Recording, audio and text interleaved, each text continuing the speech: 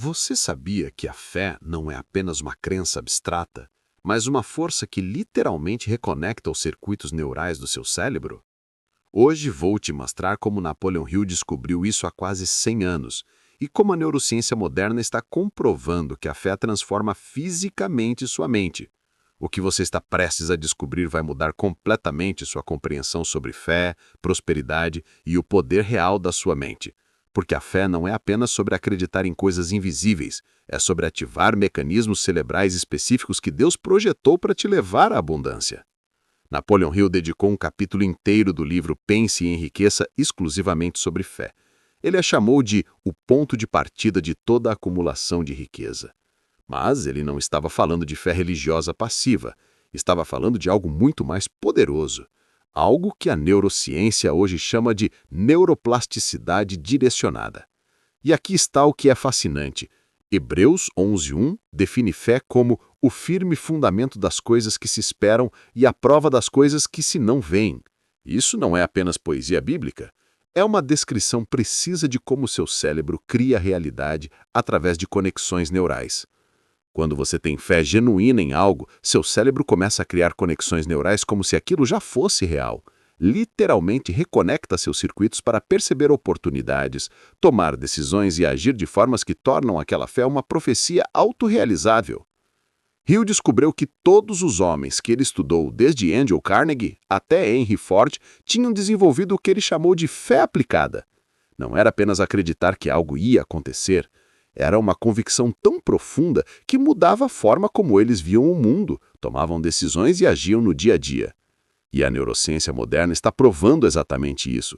Estudos da Universidade de Harvard mostram que quando você mantém uma crença firme sobre seu futuro, seu córtex pré-frontal, responsável pelo planejamento e tomada de decisões, literalmente se reorganiza para buscar informações e oportunidades alinhadas com aquela crença. Se este conteúdo está fazendo sentido, deixa um like agora.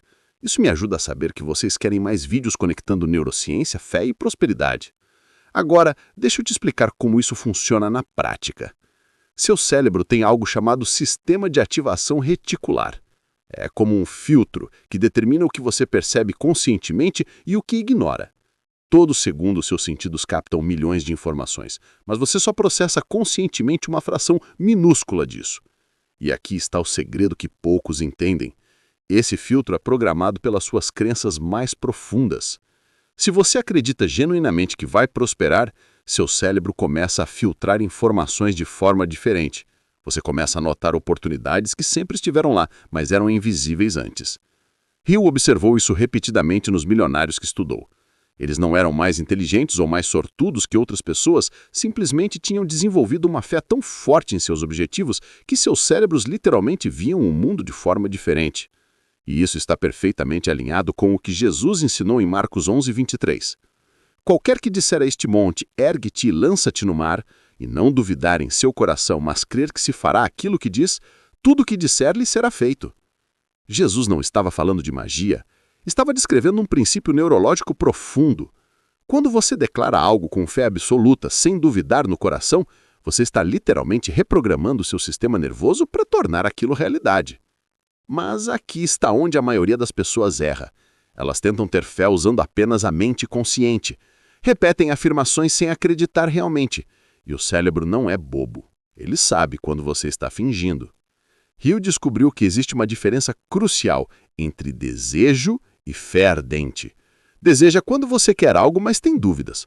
Fé ardente é quando você tem certeza absoluta, mesmo sem evidências externas.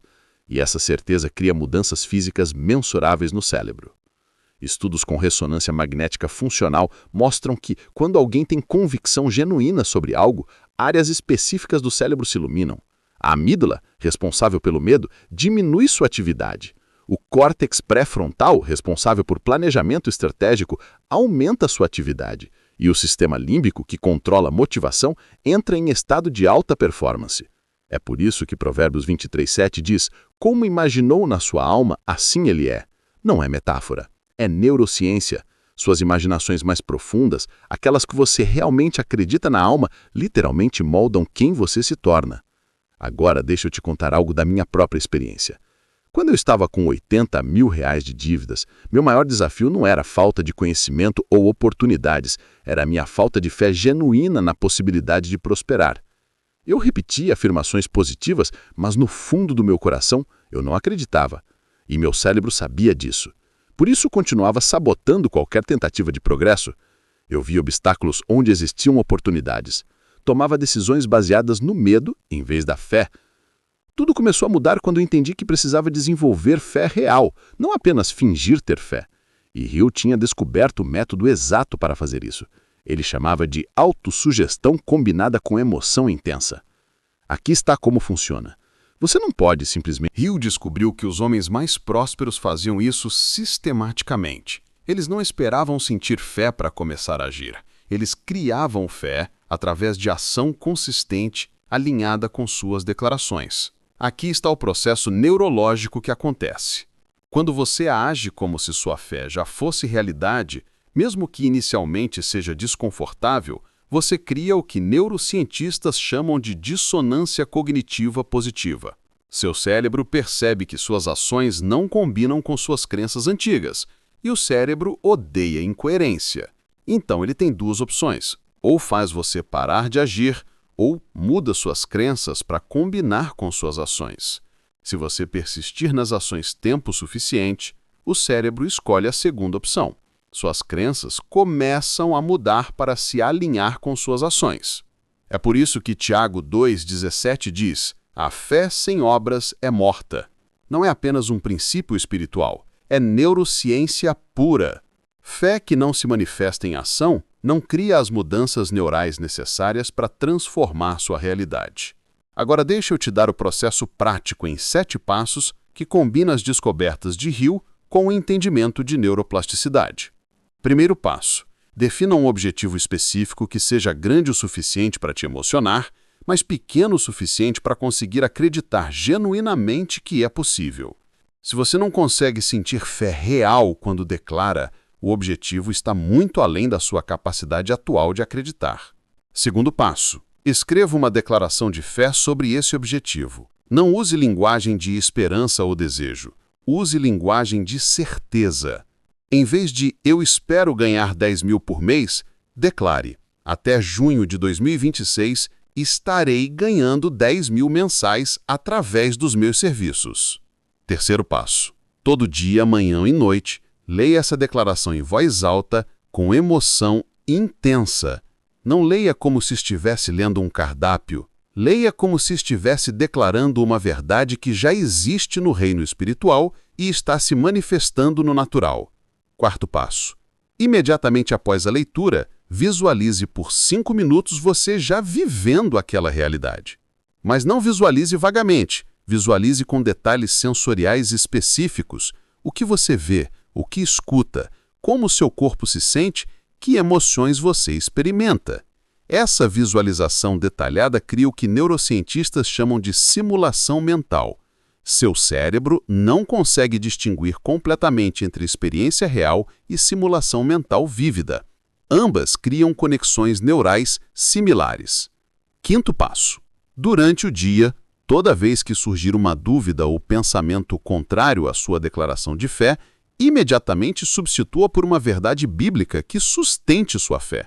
Por exemplo, se pensar, "isso nunca vai funcionar", substitua por Filipenses 4,13, "posso todas as coisas em Cristo que me fortalece". Sexto passo: todos os dias, faça pelo menos uma ação concreta que alguém que já alcançou seu objetivo faria. Se sua meta é ganhar 20 mil por mês, que ações alguém que já ganha 20 mil faria hoje? Faça pelo menos uma dessas ações.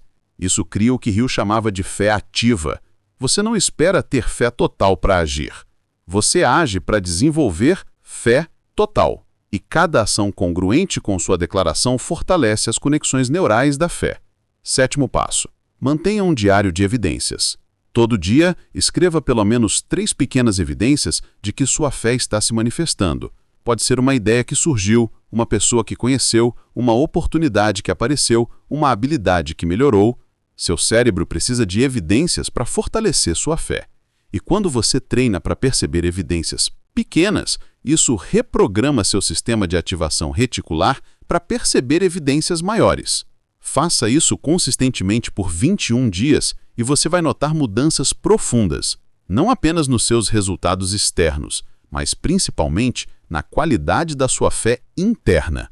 Agora preciso te avisar sobre algo que vai acontecer. Nos primeiros dias você vai sentir como se estivesse fingindo. Sua mente racional vai gritar que isso é bobagem, que você está se iludindo. Isso é normal. Lembra que estamos falando de neuroplasticidade. Você está literalmente criando novos caminhos neurais e o cérebro resiste a mudanças porque prefere padrões conhecidos, mesmo que sejam padrões de escassez e limitação. Mas se você persistir, algo extraordinário acontece, geralmente entre o dia 14 e 21. Há um ponto de virada. De repente, o que estava declarando por fé começa a parecer natural. Você não precisa mais forçar para acreditar. A fé se tornou genuína. Hill observou esse padrão repetidamente. Ele descobriu que leva aproximadamente 21 dias de prática consistente para uma nova crença começar a se consolidar neurologicamente, e cerca de 60 dias para se tornar automática. Isso está alinhado com o que Paulo ensinou em Hebreus 10, 23. Retenhamos firmes a confissão da nossa esperança, porque fiel é o que prometeu. Reter firme significa manter consistência, mesmo quando não vê resultados imediatos. A maioria das pessoas desiste exatamente no momento em que as mudanças neurais estavam prestes a se consolidar. Elas fazem por uma semana, não veem milagres instantâneos e abandonam. Mas a neuroplasticidade não funciona assim. Ela requer tempo e repetição consistente. Então, aqui está o meu desafio para você. Nos próximos 21 dias, aplique exatamente os 7 passos que eu descrevi. Não pule nenhum dia. Não faça pela metade. Comprometa-se totalmente com o processo. E para criar compromisso público, que estudos mostram aumentar em 65% a probabilidade de você completar, comenta agora: eu aceito o desafio de reconectar meu cérebro através da fé, seguido do seu objetivo específico.